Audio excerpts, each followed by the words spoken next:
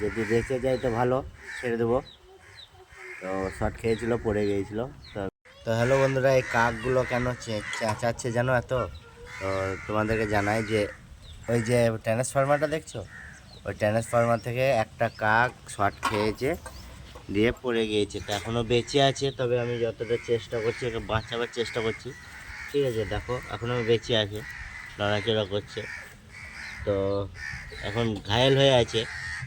ঠিক আছে, তো দেখি কতক্ষণ বেঁচে থাকে না মারা যাবে। কারেন্টের শর্ট খেয়েছে তো।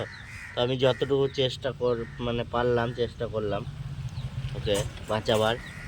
তো দেখি, আমি আছি এখন এখানে আপাতত। আর এই যে সব কাক আরও চলে এসেছে, দেখো এই যে কাকগাল এখন।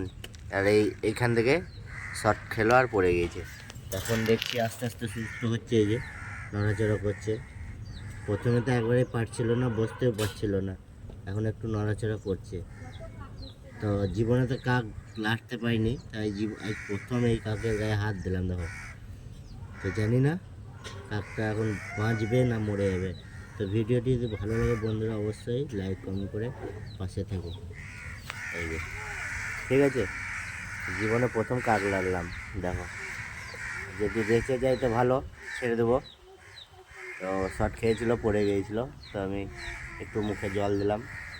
ঠিক আছে, আর এই যে সঙ্গী গলা সব এসেছে, ওই সঙ্গী গলা। তাই জীবনে প্রথম আমি কাক হাতে হাতে নিলাম। এই দেখো কত কাক এসেছে, দেখো।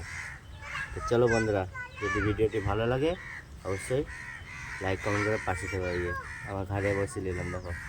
ঠিক আছে।